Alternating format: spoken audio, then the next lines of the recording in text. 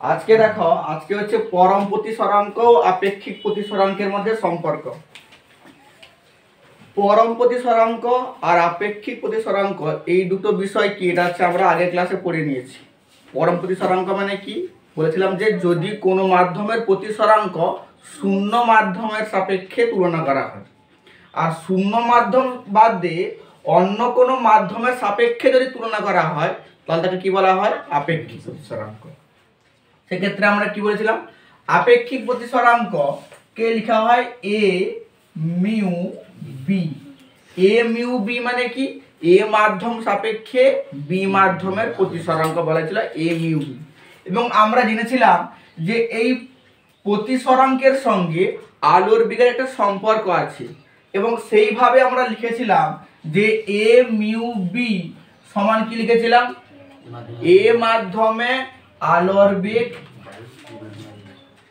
এ মাধ্যমে আলোর বেগ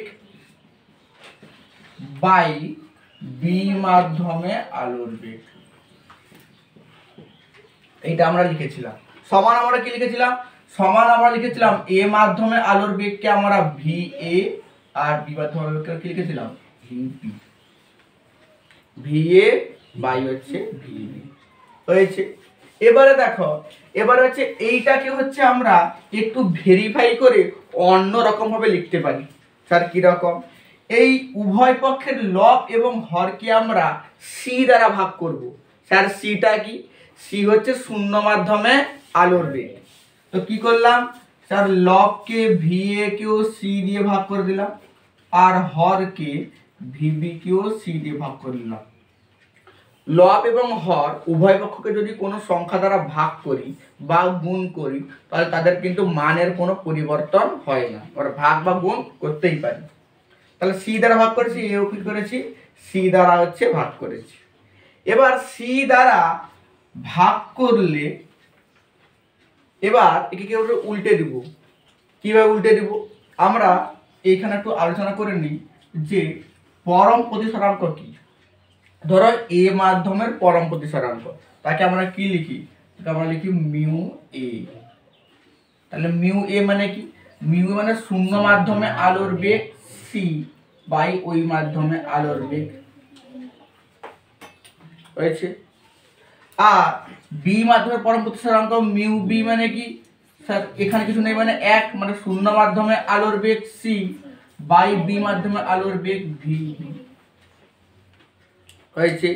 এবার দেখো, এইটাকে হচ্ছে আমি ঘুরিয়ে অন্যরকম ভাবেও লিখতে পারি। কিরকম লিখতে পারি? দেখো, এই মানটা আমি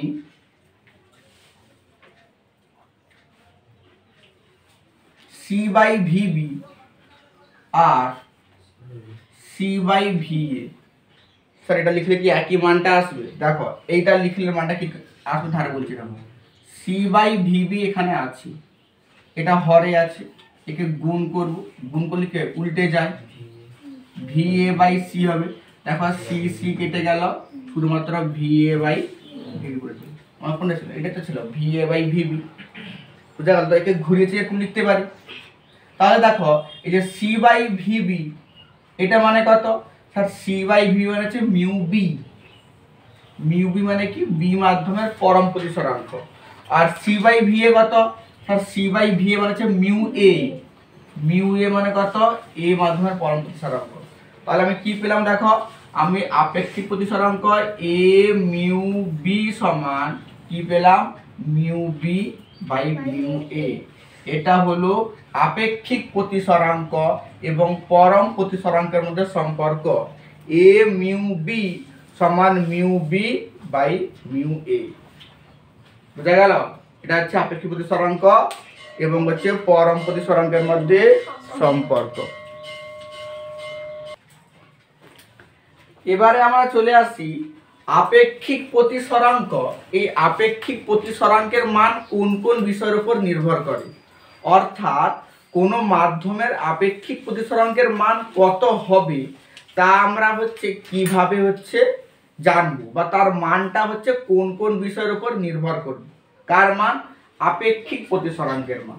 তাহলে আপেক্ষিক প্রতিসরাঙ্কটা হচ্ছে স্যার একটা মাধ্যম সাপেক্ষে অপর মাধ্যমের যে প্রতিসরাঙ্ক তাকে আমরা কি বলি? আপেক্ষিক প্রতিসরাঙ্ক। তাহলে অবশ্যই আপেক্ষিক প্রতিসরাঙ্কের মান কার সাপেক্ষে আমরা নির্ণয় করছি তার উপর নির্ভর করবে। তার মানে হচ্ছে যে দুটো তুমি মাধ্যম নিয়েছো সংশ্লিষ্ট সেই দুটো মাধ্যমের প্রকৃতির উপর নির্ভর করবে। তাহলে 1 নম্বর আপেক্ষিক প্রতিসরাঙ্ক কার উপর নির্ভর করবে? মাধ্যম দ্বয়ের প্রকৃতির উপর। মাধ্যম দ্বয়ের প্রকৃতির উপর। যেমন কি? যেমন ধরো বায়ুর সাপেক্ষে কাঁচের আপেক্ষিক প্রতিসরাঙ্ক যা হবে জল সাপেক্ষে কিন্তু তার থেকে কম হবে। বোঝা গেল? বায়ুর সাপেক্ষে কাঁচের যা হবে জল সাপেক্ষে কাঁচের কি হবে? তার থেকে কম হবে, অর্থাৎ আলাদা হবে। অর্থাৎ মাধ্যম যদি আমি চেঞ্জ করে দেই যে কার সাপেক্ষে তুলনা করা হচ্ছে, তাহলে কিন্তু আপেক্ষিক প্রতিসরাঙ্কের মান কি হবে? পরিবর্তন হয়ে যাবে। হয়েছে। 2 নম্বর হচ্ছে আমরা যে নির্দিষ্ট বর্ণের আলো ব্যবহার করেছিলাম তার প্রকৃতির ওপর, সেটা লাল আলো কিংবা নীল আলো কিংবা হলুদ আলো, প্রত্যেকটা আলাদা বর্ণের আলো প্রতিসরাঙ্কের মান কি হবে? আলাদা আলাদা হবে। তাহলে 2 নম্বর পয়েন্টে কি লিখবো? আলোর বর্ণের প্রকৃতির উপর। আলোর বর্ণের প্রকৃতির উপর, অর্থাৎ তুমি হচ্ছে কোন বর্ণের আলো নির্ভর করছো। হয়েছে? তাহলে হচ্ছে কোন বর্ণের তুমি আলো ব্যবহার করছো সেই আলোর বর্ণের উপর হচ্ছে নির্ভর করবে। আমরা বেশিরভাগ ক্ষেত্রে হচ্ছে মধ্যম বর্ণ হিসেবে হলুদ বর্ণের আলোর সাপেক্ষে হিসেবে নির্ণয় করি। যে হলুদ বর্ণটা হচ্ছে মধ্যম বর্ণ, বেনিয়া সহ কলার মধ্যে হলুদটা আছে মধ্যম বর্ণে থাকে, তাই সেই হলুদ বর্ণের সাপেক্ষে আমরা নির্ণয় করি। আর 3 নম্বর হচ্ছে মাধ্যমের উষ্ণতার উপর। মাধ্যমের উষ্ণতার উপরও হচ্ছে কি করবে? আপেক্ষিক প্রতিসরাঙ্ক হচ্ছে নির্ভর করবে। তাহলে কোন মাধ্যমের আপেক্ষিক প্রতিসরাঙ্ক মাধ্যম দ্বয়ের প্রকৃতির উপর, অর্থাৎ কার সাপেক্ষে তুমি নির্ণয় করছো। 2 নম্বর কি? আলোর বর্ণের উপর, কোন বর্ণের আলো তুমি ব্যবহার করছো, লাল না নীল না সবুজ না হলুদ। আর 3 নম্বর হচ্ছে মাধ্যমের উষ্ণতার উপর।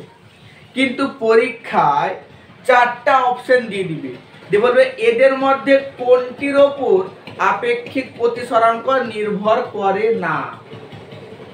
তো স্যার আর একটা অপশনে কি থাকবে? আরটা থাকবে অপশনে আপতন কোণের মানের উপর বা আপতন কোণের উপর। তো এর উপর হচ্ছে আপেক্ষিক প্রতিসরাঙ্ক কোনো নির্ভর করে না। আপতন কোণের মান যাই হোক না কেন এর উপর হচ্ছে আপেক্ষিক প্রতিসরাঙ্ক নির্ভর করে না, অর্থাৎ আই, এই আই এর উপর হচ্ছে নির্ভর করে না। তাহলে কার উপর নির্ভর করে? মাধ্যম দ্বয়ের প্রকৃতির উপর, আলোর বর্ণের উপর আর মাধ্যমের উষ্ণতার উপর। কার উপর নির্ভর করে না? আপতন কোণের মানের উপর হচ্ছে নির্ভর করে না। কে নির্ভর করেনি? আপেক্ষিক প্রতিসরাঙ্ক। বোঝা গেল? এরপরে আমরা স্নেলের সূত্র পড়েছি। তো স্নেলের সূত্র প্রয়োগ হওয়া এবং প্রয়োগ না হওয়ারও অনেক কারণ আছে। প্রয়োগ না হওয়ার একটা শর্ত আছে, অর্থাৎ পরীক্ষায় কোশ্চেন জিজ্ঞেস করে যে কোন ক্ষেত্রে স্নেলের সূত্র প্রযোজ্য হয় না। বোঝা গেল? কোন ক্ষেত্রে স্নেলের সূত্র প্রযোজ্য নয়। স্নেলের সূত্র প্রযোজ্য নয়। কোন ক্ষেত্রে হচ্ছে স্নেলের সূত্র প্রযোজ্য নয়? স্নেলের সূত্র কোন ক্ষেত্রে প্রযোজ্য নয়? এবারে যদি এটা ধরা হচ্ছে মাধ্যম, এর বিভেদ তল, উপরটা ধরো একটা আলাদা মাধ্যম এ মাধ্যম, নিচটা ধরো বি মাধ্যম। তাহলে উপরের মাধ্যমের পরম প্রতিসরাঙ্ক ধরা হচ্ছে মিউ এ, আর নিচের মাধ্যমে পরম প্রতিসরাঙ্ক ধরা হচ্ছে মিউ বি। হয়েছে? এইটা হচ্ছে আমার হচ্ছে অভিলম্ব, এইটা হচ্ছে আমার অভিলম্ব। এবার হচ্ছে এই দিক থেকে আলোক রশ্মি এসেছিল এইখানটা, আই আপতন কোণে হচ্ছে সে আপতিত হয়েছিল, হয়েছে। এখানে মনে করি মিউবির মানটা বেশি, মানে মিউবির মানটা বেশি মানে হচ্ছে এটা হচ্ছে আমার ঘন মাধ্যম আর এটা হচ্ছে আমার লঘু মাধ্যম। তাহলে ঘন মাধ্যম থেকে লঘু মাধ্যমে আলোক রশ্মি আপতিত হলে আমরা আগের দিন দেখেছি আলোক রশ্মি হচ্ছে অবিলম্বের কাছে ঘেসে যায়, এইটা হয়ে যায় আবার হচ্ছে আর, হয়েছে।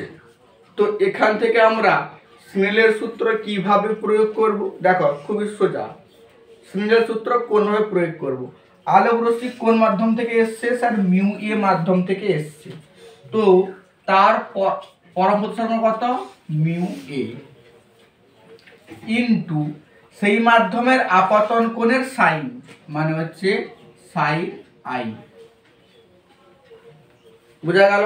এই মাধ্যমের পরম প্রতিসরাঙ্ক মিউ এ ইনটু এই মাধ্যমের আপতন কোণের সাইন সাইন আই সমান যে মাধ্যমে সে এসছে এর কত, মিউ বি, এর পরম প্রতিসরাঙ্ক হচ্ছে মিউ বি ইনটু এর প্রতিসরণ কোণের সাইন সাইন আর, হয়েছে। এরপরে দেখো, এরপরে হচ্ছে আমরা যদি উল্টে দেই mu B by mu A করি তাহলে দেখো পাবো sine I by sine R. পরীক্ষায় ভুলিয়ে যায় অনেক সময় যে mu A by mu B না mu B by mu A sine I by R হয়। তো সোজা উপায় কি, এইটা সোজা উপায়, যেই মাধ্যমের পরম প্রতিসরাঙ্ক ইনটু সেই মাধ্যমের কোণের সাইন আর যেই মাধ্যমে এসছে তার পরম প্রতিসরাঙ্ক ইনটু সেই মাধ্যমের কোণের সাইন। বোঝা গেল? এবার তুমি mu B by mu A করতে পারো, mu A by mu A করতে পারো, যা খুশি তা করতে পারো। বোঝা গেল? একে আমরা কি লিখি, একে আমরা আছে এ মিউ বি লিখি। এ মিউ বি সমান হচ্ছে সাইন আই বাই হচ্ছে সাইন আর। এটা হচ্ছে এখন আমরা শিখলাম আপেক্ষিক প্রতিসরাঙ্ক আর পরম প্রতিসরাঙ্কের মধ্যে সম্পর্ক। এবারে এই আপতন কোণের মান যদি বিভিন্ন হয় তাহলে সাইনের মানও বিভিন্ন হয়। স্যার কিরকম, যদি সাইন 30 ডিগ্রি হয়, আপাতন কোণের মান যদি 30 ডিগ্রি হয় তাহলে ত্রিকোণমিতির নিয়ম অনুসারে এর মান হয় হাফ। যদি সাইন 45 ডিগ্রি হয় তাহলে এর মান হয় 1/√2। যদি সাইন 60 ডিগ্রি হয় এর মান হয় √3/2। আর যদি সাইন 90 ডিগ্রি হয় তার মান হয় 1। বোঝা গেল? এবার যেটা আসল বিষয়, যদি সাইন 0 ডিগ্রি হয় তার মান হয় 0। তাহলে সাইন 0 ডিগ্রির মান কত হয়, 0। বোঝা গেল? এবারে সাইন 0 আপতন কোণের মান 0 কখন হবে, স্যার আমরা আপতন কোণটাকে হিসাব করি অভিলম্বের সঙ্গে কত কোণ করেছে। তো যদি আলোক রশ্মি পুরোপুরি হচ্ছে এইভাবে অভিলম্ব ঘেঁষে আসে, যদি আলোক রশ্মি পুরোপুরি কি হয় এভাবে যদি অভিলম্ব ঘেঁষে আসে তাহলে কিন্তু আই ইজিক্যাল টু 0 হয়ে যায়। আই ইজিক্যাল টু কি হয়, আই ইজিক্যাল টু হচ্ছে 0 হয়। তো আই ইজিক্যাল টু 0 হওয়ার ফলে এই আলোক রশ্মি আর কোনো বিচ্যুতি না ঘটিয়ে সোজা অভিলম্ব বরাবর চলে যায়। সোজা কি হয়, সোজা হচ্ছে অভিলম্ব বরাবর হচ্ছে এই আলোক রশ্মিটা চলে যায়। তাহলে এক্ষেত্রে কি হলো, স্যার এক্ষেত্রে হচ্ছে আলোক রশ্মির কোনো বিচ্যুতি ঘটলো নি, যেই পথে এসছিল স্যার সেই পথে চলে গেল। দেখো মাধ্যম দুটি আলাদা, এ লঘু এ ঘন, হওয়ার কথা কি ছিল স্যার, লঘু যখন মাধ্যমের পরিবর্তন হয় তখন আলোক রশ্মি হচ্ছে বিচ্যুত হয়ে যায়, কিন্তু এক্ষেত্রে স্যার আলোক রশ্মি পুরা সোজা পথে চলে গেল মাধ্যম আলাদা হওয়া সত্ত্বেও। স্যার কোন শর্তে, শর্তটা হচ্ছে যদি আলোক রশ্মি এই বিভেদ তলের সঙ্গে লম্বভাবে পড়ে বা যদি আপতন কোণের মান 0 ডিগ্রি হয়। কি শর্ত বলা হলো, যদি আলোক রশ্মি এই বিভেদ তলের সঙ্গে লম্বভাবে এসে আপতিত হয় বা আপাতন কোণের মান 0 ডিগ্রি হয়, একে আমরা সংক্ষেপে বলি লম্ব আপতনের ক্ষেত্রে। তো লম্ব আপতনের ক্ষেত্রে কিন্তু আই এর মান 90 ডিগ্রি না, লম্ব হলেও আই এর মান কত ডিগ্রি? 0 ডিগ্রি। কারণ লম্বটা কেন বলা হচ্ছে? লম্বটা বলছে যে এ হচ্ছে বিভেদ তলের সঙ্গে লম্ব, কিন্তু আমরা আপতন কোণ হিসাব করি কার সঙ্গে? অভিলম্বের সঙ্গে।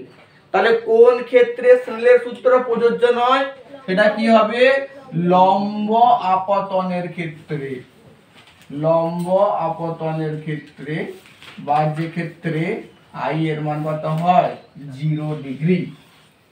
যেটা আই এর মান কত হয়? এক্ষেত্রে আই এর মান হচ্ছে 0 ডিগ্রি। তাহলে লম্ব আপতনের ক্ষেত্রে হচ্ছে স্নেলের সূত্র প্রযোজ্য নয়। বোঝা গেল? তাহলে একমাত্র লম্ব আপতনের ক্ষেত্রে হচ্ছে স্নেলের সূত্র প্রযোজ্য নয়। হয়েছে? এবারে ধরা বলছে যে কোন মাধ্যমের পরম প্রতিসরাঙ্ক 2 বলতে কি বোঝো? আর যদি বলে যে কোন মাধ্যমের আপেক্ষিক প্রতিসরাঙ্ক 2 বলতে কি বোঝো, তো কি বলবে? তার একবার বলছে পরম প্রতিসরাঙ্ক 2, আরেকবার কি বলছে? আপেক্ষিক প্রতিসরাঙ্ক 2। তাহলে পরম প্রতিসরাঙ্ক 2 মানে তুমি কি বলবে? যে শূন্য মাধ্যমে আলোর বেগ এবং ওই মাধ্যমে আলোর বেগ এর অনুপাতের মান কত হবে? 2। আর আপেক্ষিক প্রতিসরাঙ্ক কি বলছে? ধরো জল সাপেক্ষে, ধরো বায়ু সাপেক্ষে জলের আপেক্ষিক প্রতিসরাঙ্ক 1.33। কি বলা হলো? বায়ু সাপেক্ষে জলের আপেক্ষিক প্রতিসরাঙ্ক কত? 1.33। একে কিরকম লেখা হয় বলতো? একে এরকম লেখা হয় মিউ এ, এ মানে আছে এয়ার বায়ু, আর জল মানে ওয়াটার, একে এরকম লেখা হয় এ মিউ ডব্লিউ। হয়েছে? তো এর মানটা কত বলছে? বলছে 1.33। এইটা বলতে কি বোঝো? তো দেখো ঠিক দুভাবে বলতে পারো। যে এটা বলতে আমরা বুঝি, দেখো এ মিউ ডব্লিউ, এটা মানে কি? এটা মানে স্যার হচ্ছে, যদি পড়ানো ভাঙি তাহলে মিউ ডব্লিউ বাই হচ্ছে মিউ এ, যদি বেগ দিয়ে ভাগি তাহলে হচ্ছে V A by V W. বেগটা উল্টা হয়, বেগের সঙ্গে প্রতিসরাঙ্ক কি হয়? উল্টা হয়। তাহলে তুমি এটা বলতে পারো যে এ মাধ্যমে আলোর বেগ, অর্থাৎ বায়ু মাধ্যমে আলোর বেগ এবং জল মাধ্যমে আলোর বেগ এর অনুপাতের মান 1.33। এটাতে বলতে পারো যে বায়ু মাধ্যমে আলোর বেগ, জল মাধ্যমে আলোর বেগ এর অনুপাতের মান কত? 1.33। আবার দেখো আমরা এ মিউ ডব্লিউ সমান স্নেলের সূত্র সরে কি পেলাম? সাইন আই বাই সাইন আর। তাহলে এটা কি হয় বলবে? এটা বলবে যে হলুদ বর্ণের আলোক রশ্মি, তার হলুদ কেন বলা হচ্ছে? এটা হচ্ছে মধ্যম বর্ণ। বলা ছিল না আমরা সমস্ত হিসাব করবো কার ক্ষেত্রে? হলুদ বর্ণের। তো কোনো হলুদ বর্ণের আলোক রশ্মি যদি বায়ু মাধ্যম থেকে জল মাধ্যমে প্রবেশ করে, তাহলে সেক্ষেত্রে আপতন কোণের সাইন এবং প্রতিসরণ কোণের সাইন এর অনুপাত হয় 1.33। দেখো একটু বুঝে নাও, আমি দুভাবে বললাম যে কোনো মাধ্যমের আপেক্ষিক প্রতিসরাঙ্কের মান 1.33 বলতে কি বোঝো। তো আমি প্রথম এটা বলতে পারি যে ধরো বলা আছে বায়ু সাপেক্ষে জলের আপেক্ষিক প্রতিসরাঙ্কের মান 1.33 বলতে কি বোঝো। তাহলে কি বলবে? স্যার বায়ু সাপেক্ষে জলের আপেক্ষিক প্রতিসরাঙ্কের মান 1.33 বলতে আমরা ইহাই বুঝি যে, কি বুঝি? বায়ু মাধ্যমে আলোর বেগ এবং জল মাধ্যমে আলোর বেগ এর অনুপাতের মান 1.33। এটা আরটা কি বলবে? যে একটি হলুদ বর্ণের আলোক রশ্মি যদি বায়ু মাধ্যম থেকে জল মাধ্যমে প্রবেশ করে, তাহলে ওই আলোক রশ্মির আপতন কোণের সাইন এবং প্রতিসরণ কোণের সাইন এর অনুপাতের মান কত হবে? 1.33।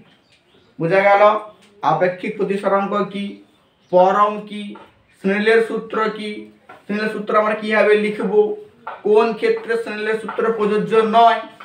আর কি জানলাম, আপেক্ষিক প্রতিসরাঙ্ক হচ্ছে কোন কোন ক্ষেত্রে আমরা প্রয়োগ করতে পারি না। হয়েছে।